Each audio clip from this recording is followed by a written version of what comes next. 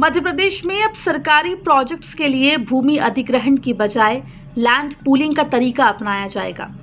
विधानसभा के बजट सत्र के अंतिम दिन सरकार ने इस संबंध में नगर और ग्राम निवेश संशोधन विधेयक 2025 पारित कर दिया है। इसके तहत अब भूमि मालिकों को मुआवजा देने की बजाय 50% विकसित भूमि या भूखंड दिए जाएंगे।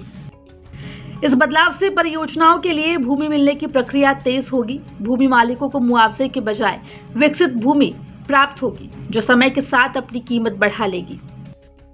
वहीं इस विधेयक के प्रावधान से सिंचित कृषि भूमि और सिंहस्थ मेला क्षेत्र उज्जैन के अधिग्रहण पर लागू नहीं होगा। बताया जा रहा है कि इससे परियोजनाओं की गति तेज होगी, जमीन मालिकों को भी इसका फायदा होगा।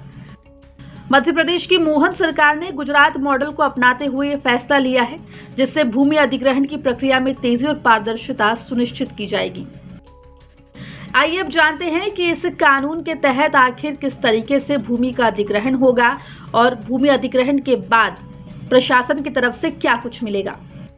सरकार जमीन अधिग्रहण के बदले अब मुआवजा नहीं देगी, 50% विकसित भूमि या फिर भूखंड दिया जाएगा। गुजरात मॉडल के तहत भूमि का अधिग्रहण किया जाएगा।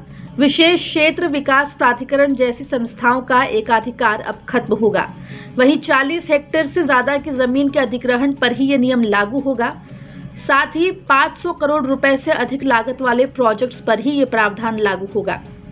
वहीं सिंचित कृषि भूमि और सिंहस्थ मेला क्षेत्र उज्जैन को अधिग्रहण पर लागू नहीं होगा।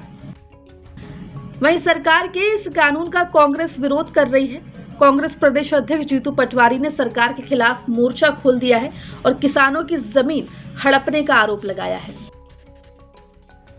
आदरणीय किसान भाइयों, प्रदेशवासियों, भारतीय जनता पार्टी के सभी जनप्रतिनिधि, सारे विधायकगण, सारे सांसदगण, सभी बीजेपी के किसान कार्यकर्तागण, कांग्रेस पार्टी के भी कार्यकर्तागण, किसान बंधु, कल मोहन यादव सरकार एक लैंड पूलिंग एक्ट लेके आई है, जिसमें 50% विकसित जमीन किसान को दी जाएगी और 50% सरकार लेगी। 50% सब सरकार लेगी तो 15% का डेवलपमेंट करेगी, 10% जमीन उस डेवलपमेंट में जाएगी और 15% के पैसे से वही डेवलपमेंट का खर्चा निकालेगी। 25% सरकार मुनाफा कमाएगी, 50% ये किसान को देगी। ये आज से पहले शिवराज सिंह चौहान ये कानून लेके आए थे। वो देवास और आसपास की जमीनों पर और प्रदेश में कई जगह किया, किसानों ने विरोध किया, वो वापस ले लिया शिवराज सिंह जी ने। ऐसा कानून इससे पहले कोई सरकार लेके नहीं आई। ऐसा कानून इससे पहले राजा रजवाड़े, नवाब, किसी भी राजतंत्र में भी नहीं हुआ। लोकतंत्र की तो बात छोड़िए। मैं मोहन यादव जी से आग्रह करता हूँ, आज आपका जन्मदिन है, आपको ढेर सारी शुभकामनाएं। पर उज्जैन के किसानों के साथ जो अन्याय हो रहा है, ये अन्याय प्रदेश के किसानों के साथ आप जो ये तानाशाही करना चाहते हैं, इसका हम विरोध करते हैं। मैं किसान संघ और भारतीय जनता पार्टी के कार्यकर्ताओं से आग्रह करता हूं, अगर आपको लगता है कि मेरी बात में कोई गलत है तो आप मेरा क्रिटिसाइज करें, अन्यथा इसका समर्थन करें। आपको बता दें, इस कानून से विशेष क्षेत्र विकास प्राधिकरण यानी कि साडा जैसी संस्थाओं का एकाधिकार खत्म कर दिया जाएगा। अब सार्वजनिक इंफ्रास्ट्रक्चर और हाउसिंग प्रोजेक्ट्स पर सभी सरकारी विभाग काम कर सकेंगे। हालांकि आपको बता दें कि 500 करोड़ रुपए से अधिक लागत वाले प्रोजेक्ट्स पर यह नया कानून लागू नहीं होगा।